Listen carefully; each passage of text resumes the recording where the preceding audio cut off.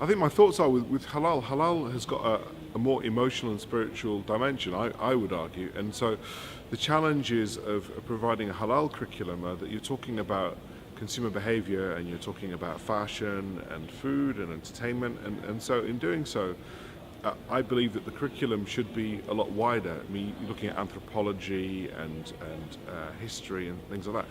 So the challenges are, do you have enough experts or academic faculty who are able to deliver that rich content? And perhaps it means having to let go of some of the control factors. If you're, I mean, for most Islamic finance banking courses that I see, you're teaching processes and you're teaching tools and you're teaching products.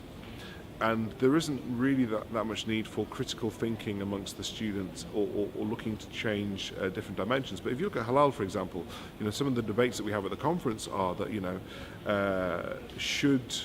what's the role of kosher in halal or ahl kitab, or, what is modest fashion, or are chicken nuggets halal, or should we have a Tayyib logo? There are lots of things which require healthy debate, and so if there is going to be a good curriculum, it has to be able to embody those things. Otherwise, people quite quickly know that it's not the real deal. I think maybe the challenge for institutions is if you have enough people that are skilled or used to be able to handle those sorts of debates. In the same way as I would say, if you think about the African American community. So if you go to the United States of America and you think about, in the 90s, we had a rise in popularity of things like hip hop and rap and African American entertainment and movies and comedy and fashion and all of these things, and they were considered niche, even to the extent that there were some cosmetics companies that did not provide enough lipsticks or foundation to suit skin colors of people that are not white.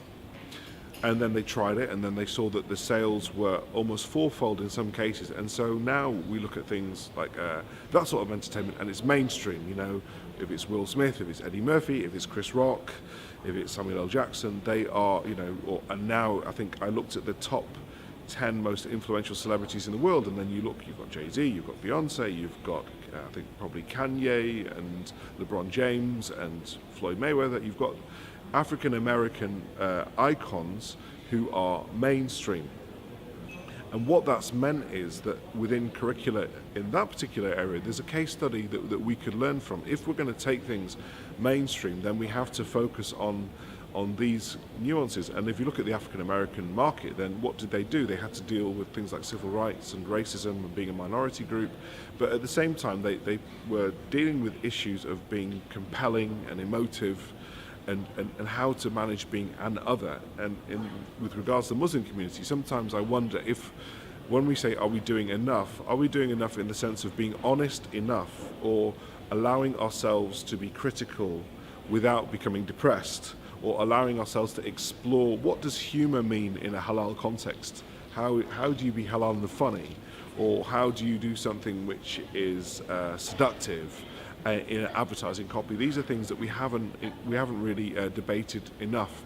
But a good curriculum should have that. Good advertising should have that. And yesterday I posed a question to the panel when I was moderating: should we be marketing fantasy or reality? So by fantasy, what I mean is, should we be marketing the idyllic, perfect Muslim household where the woman wears hijab and everyone is peaceful and happy, and we have these kind of, which mainstream would consider stereotypes? Or do we have something which is a lot more real, where both people are working, maybe one of the family members isn't wearing hijab, and people are laughing, joking, shouting, fighting, playing guitar, doing all sorts of things, appearing on Pop Idol and stuff like that, which would obviously raise concerns amongst people that are looking to espouse Islamic values. And so the challenge that we've got here is, when we say halal and Islamic and what it means to be a Muslim, how do we document and reflect those? Is it dawah that we accurately reflect reality, or is it dawah that we accurately reflect fantasy? And we haven't really, I think we've scratched the surface when it comes to those debates.